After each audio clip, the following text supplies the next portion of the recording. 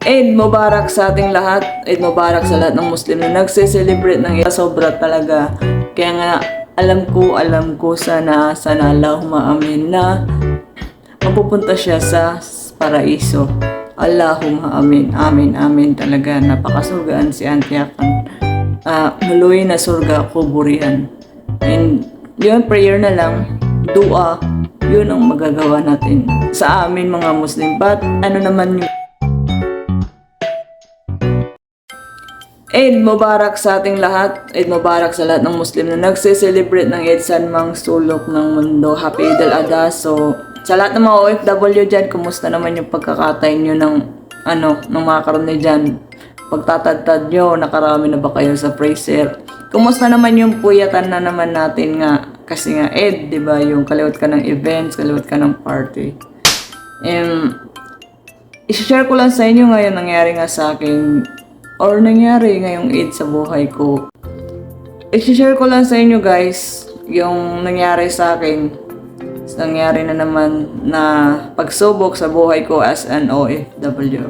Isa sa pinakamahirap sa ating mga OFW na pagdadaanan natin ay mawala ng minamahal sa buhay habang nasa malayo tayo na nakikipagsapalaran nga dito sa ibang bansa.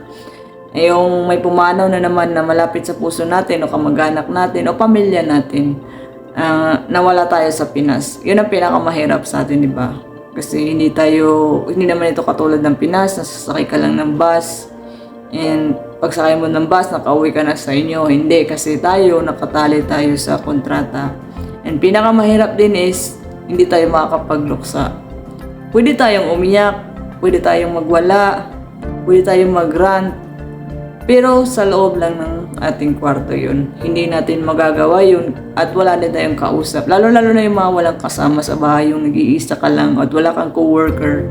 Yun yung pinakamahirap nun yung wala kang kausap. Kaya nga di ba minsan may mga OFW na nade-depress. Sobrang depression nila, sobrang stress nila, nawawala na sila sa katinuan. Lumilihis na yung utak nila. Kasi nga sobra na yung emotions na nangyayari sa kanila at depression nga sa kamag-anak nila sa Pinas o mga trahedya sa pamilya nila na hindi nila mapuntahan yung mga ganun. Kailangan yung presence nila doon at lagi-lagi nilang iniisip yun. Kaya nga minsan mas maganda yung may kasama ka kasi may masasabihan ka. May tao na mag-open up pa sa kanya at magbibigay ng advice sa'yo. And for me, is as wala akong kausap, is prayer na lang ang ginagawa ko. Kasi nga, nawala na naman ako ng isa sa pinakamalapit sa puso ko na tinuring ko ng nanay for a short period of time. And ayun, pumanaw siya. Kaninang madaling araw at yun ang unang bumungad sa akin. Well, galing kami ng Azima. Pagbukas na sa cellphone ko yun talaga. Tinatatagan ko na lang ang loob ko. And kahit naman sabihin na gusto kong umuwi, ganyan-ganyan is wala ka pa rin naman choice. Katulad nga sinabi ko, hindi naman to bus na basta ka nalang sasakay at uuwi kasi nakatali tayo sa kontrata. And as an OFW, ang gawin na lang natin pag nakakaranas kayo ng ganito, katulad sa akin yung namatayan is just pray na lang for their soul and for yourself na magkaroon ka ng katatagan, di ba? Kasi ako, gano'n yung ginawa ko, nag-prayer na lang palagi-lagi. Kaya mahirap kasi sa akin yun, itong pinagdadaanan ko ngayon kasi for the third time around is nangyari na naman to na wala ako sa Pinas, nandito ako. So parang ang hirap. Nahihirapan ako mag-move forward kasi di ba tatlong beses na nangyari to at nandito ako. So kahit naman tumulong ako financially, iba pa rin talaga yung presence na ibibigay mo doon kaysa sa financial.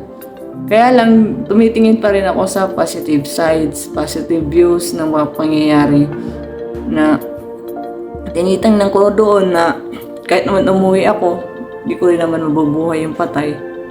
Hindi ko rin naman mababago yung sitwasyon.